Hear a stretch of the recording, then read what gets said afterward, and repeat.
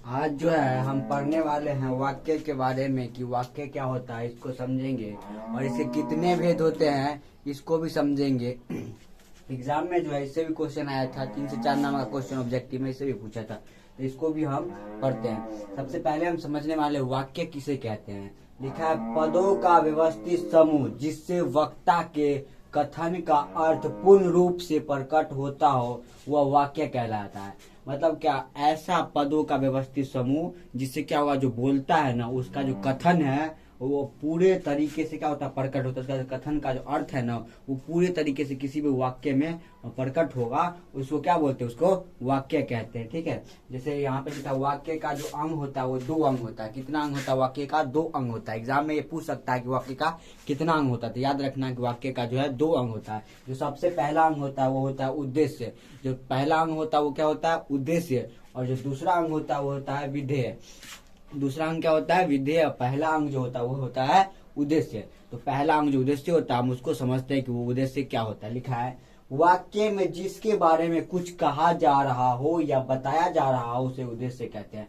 मतलब कोई भी वाक्य में जिसके बारे में कुछ कहा जा रहा हो या बताया जा रहा होता है ना, उसको हम क्या कहते हैं, उसको हम उद्देश्य कहते हैं। जैसे लिखा है मुख्य रूप से कर्ता ही वाक्य का उद्देश्य होता है। मुख्य रूप से जो कोई भी वाक्य में ना जो कर्ता होता है वही क्या होता है, उद्देश्य होता है। जैसे यहाँ पे लिखा है पक्षी ने दाने चुग लिया। जो पक्षियां जो होता है ना वो क्या करता है, दाना को चुग लिया।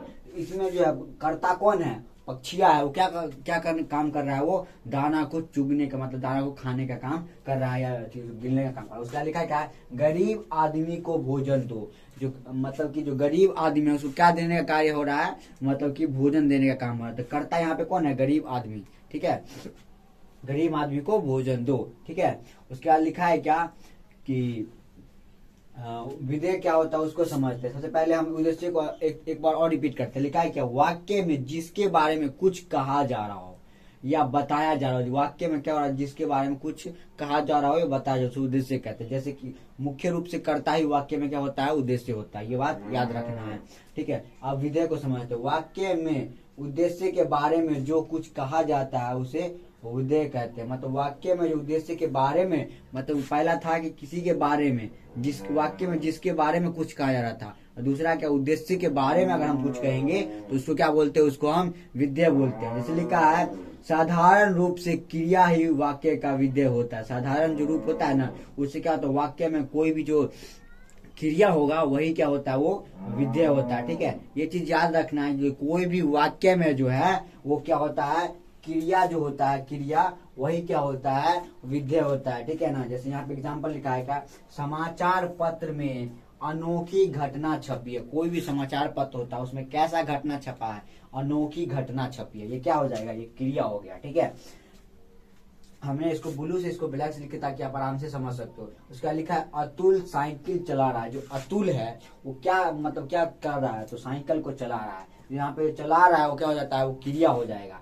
ठीक है, आई होप कि ये दोनों आपको दोनों में अंतर समझ में आ गया होगा। पहला क्या था कि वाक्य में जिसके बारे में कुछ कहा जा रहा होगा उसको क्या कहते हैं, उद्देश्य कहते हैं। दूसरा क्या था कि वाक्य में उद्देश्य के बारे में, मतलब उद्देश्य के बारे में कहते हैं, उसको क्या कहते हैं, विधेय कहते हैं।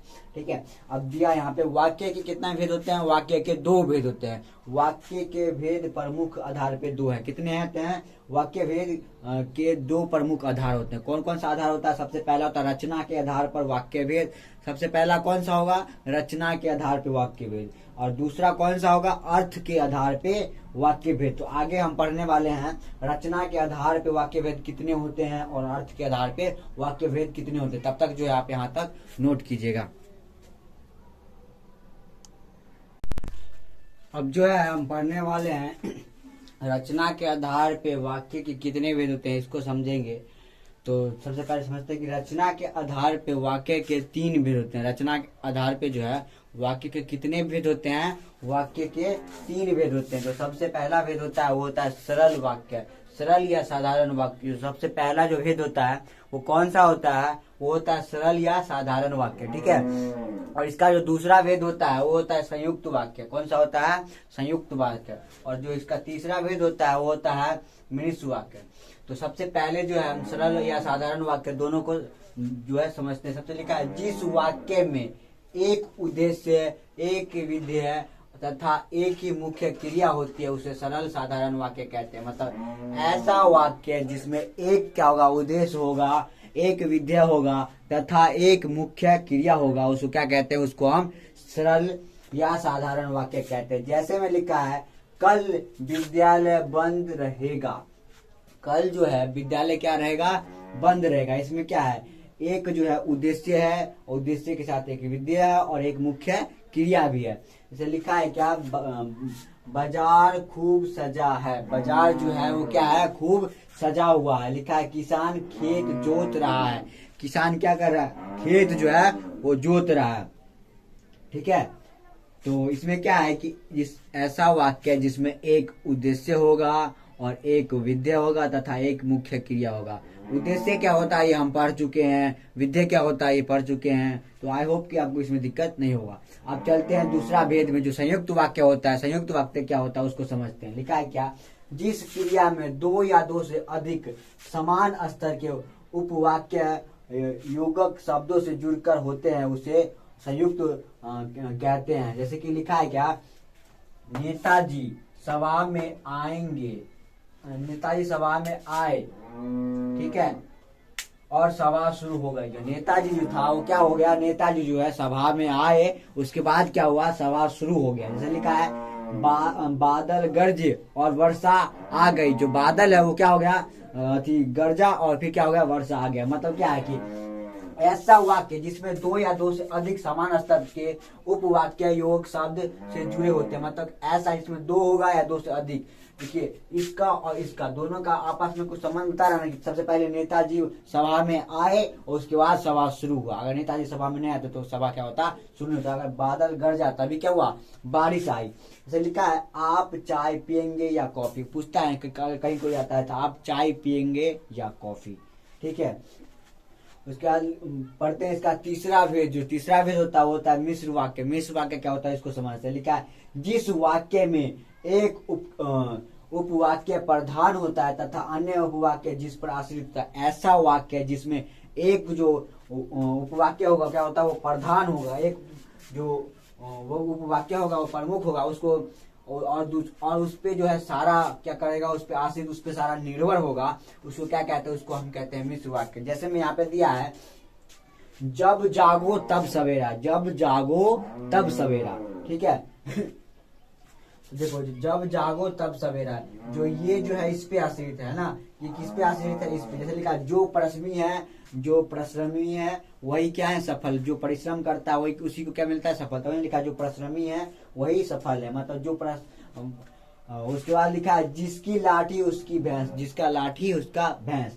जब तुम आओगे तब मैं भी आऊंगा। ठीक है ना, तो ऐसा वाक्य जिसमें एक वाक्य क्या होगा, प्रधान होगा। जैसे कि लिखा है एक वाक्य, जैसे ये मान लीजिए क्या हो गया, प्रधान हो गया, और ये जो है इस पे क्या करता है, आश्रित है। ठीक है, जैसे लिखा है जब जागो तब सवेरा। अगर ये जागेगा तभी सवेरा। ठीक है, यहाँ पे लिखा जो प्रश्न में, जो अगर जो परिश्रम करता है वही ना सफल होगा। जो परिश्रम नहीं करेगा वो सफल हो सकता है क्या, नहीं हो सकता है। तो ऐसा वाक्य जिसमें क्या होगा, एक पद जो है, एक जो उपवाक्य होना चाहिए, जो उपवाक्य होगा वो क्या होगा, प्रधान होगा, और जो अन्य और जो उपवाक्य होगा वो क्या होगा, उस पर आश्रित होगा। ऐसा वाक्य को हम क्या कहते हैं, मिश्र वाक्य कहते हैं। आई होप कि आपको यहाँ तक समझ आ गया होगा। तो यहाँ तक आप नोट कीजिए, फिर आगे हम इसका जो है पढ़ने वाले हैं। अब जो है हम पढ़ने वाले हैं कि अर्थ के आधार पे कितने भेद होते हैं, इसको समझेंगे। तो अर्थ के आधार पे जो है ना 8 भेद होते हैं। अर्थ के आधार पे कितने भेद होते हैं, अर्थ के आधार पे 8 भेद होते हैं। जो सबसे पहला जो भेद होता है वो होता है विधानवाचक वाक्य। सबसे पहला जो भेद होता है कौन सा होता है, विधानवाचक वाक्य। विधानवाचक वाक्य क्या होता है उसको हम समझते हैं। लिखा है जिस वाक्य से किसी काम के होने या करने का सामान्य रूप से बोध होता है उसे विधानवाचक वाक्य कहते हैं। मतलब ऐसा वाक्य जिससे किसी काम का होने या करने का क्या होगा, समान रूप से बोध होगा ना, तो उसको हम क्या कह देते हैं, वो विधानवाचक वाक्य कहलाता है। जैसे लिखा है विद्यार्थी पढ़ रहा है। विद्यार्थी क्या कर रहा है, पढ़ रहा है।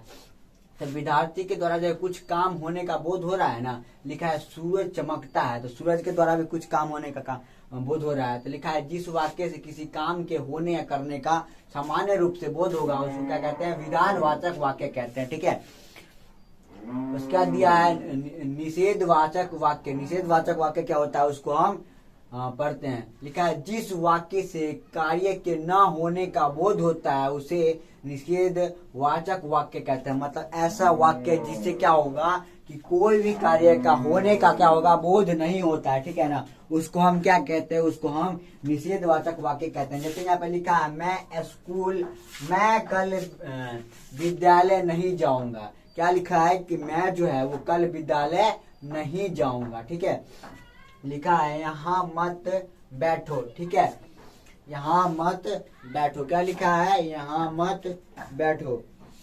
उसके बाद लिखा है क्या, आज बाजार, यहाँ पे हो जाएगा नहीं खुलेगा। क्या होगा, आज जो है वो बाजार नहीं खुलेगा। ठीक है, उसके बाद क्या है कि मतलब ऐसा वाक्य जिससे कोई भी कार्य के करने या होने का बोध नहीं होगा उसको क्या कहते हैं, उसको निषेधवाचक वाक्य कहते हैं। आई होप कि ये दोनों में आपको कोई दिक्कत नहीं होगा। पहला में क्या था कि कोई कार्य का होने या करने का बोध होगा, दूसरा में क्या था कि कोई भी कार्य का जो है करने या होने का बोध नहीं होता है। ठीक है, और तीसरा जो भेद होता है इसका वो होता है प्रश्नवाचक वाक्य। प्रश्नवाचक वाक्य क्या होता है हम इसको समझते हैं। जिस वाक्य से किसी प्रकार के प्रश्न पूछने का बोध होता है, जिस कोई भी ऐसा वाक्य जिससे क्या होगा, कोई भी प्रश्न पूछने का बोध होगा उसको हम क्या कहते हैं, उसको हम कहते हैं प्रश्नवाचक वाक्य कहते हैं। जैसे लिखा है, मान लीजिए यहाँ पे जैसे में लिखा है स्वाति तुम कहाँ जा रही हो। क्या लिखा है, स्वाति तुम कहाँ जा रही हो। ठीक है, तो इस स्वाति से जो है इसमें क्या हो रहा है, प्रश्न पूछने का बोध हो रहा है ना। तो लिखा ऐसा वाक्य जिससे कोई भी प्रश्न पूछने का बोध होगा उसको क्या कहते हैं, उसको कहते हैं हम प्रश्नवाचक वाक्य। अब यहाँ पे चौथा जो भेद दिया वो क्या दिया है, आज्ञावाचक वाक्य क्या होता है उसको समझते हैं। आज्ञावाचक वाक्य क्या होता है इसको हम समझते हैं। लिखा है जिस वाक्य से आज्ञा हो गया, उपदेश हो गया, प्रार्थना हो गया, अनुमति आदि का बोध होता है, ऐसा वाक्य जिससे क्या होगा, आज्ञा का या उपदेश का, प्रार्थना का या क्या होगा, अनुमति का बोध होगा, उसको क्या कहते हैं, उसको हम कहते हैं, सॉरी यहाँ पे छूट गया है,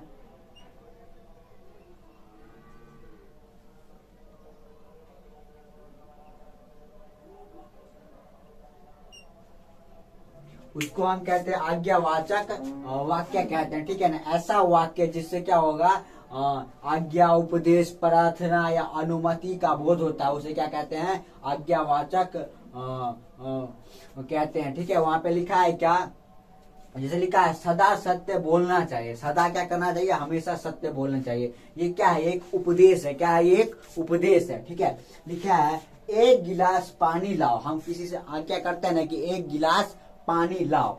ठीक है, उसका लिखा है मुझे अब चलना चाहिए। अगर हम किसी के यहाँ जाते हैं तो बोलते हैं लेट हो गया, हमें अब मुझे अब चलना चाहिए, तो ये क्या होता है, अनुमति। हम क्या कर रहे हैं, किसी से क्या कर रहे हैं, अनुमति मांग रहे हैं। ठीक है, तो उसका लिखा है मुझे एक दिन का अवकाश दे दीजिए। मान लीजिए कि अगर हम कहीं से छुट्टी मांगते हैं तो बोलते हैं ना कि एक दिन का अवकाश, एक दिन का छुट्टी दे दीजिए, तो ये क्या होता है, ये किसी से प्रार्थना करना हो गया। ठीक है, तो ऐसा वाक्य जिसमें क्या देखने को मिलेगा, आज्ञा हो गया, प्रार्थना हो गया और उसके बाद उपदेश हो गया, अनुमति, ये सब देखने को मिलेगा तो क्या हो जाता है, आज्ञावाचक वाक्य हो जाता है। ठीक है, तब तक जो है आप यहाँ तक नोट कीजिएगा, फिर आगे हम करते हैं।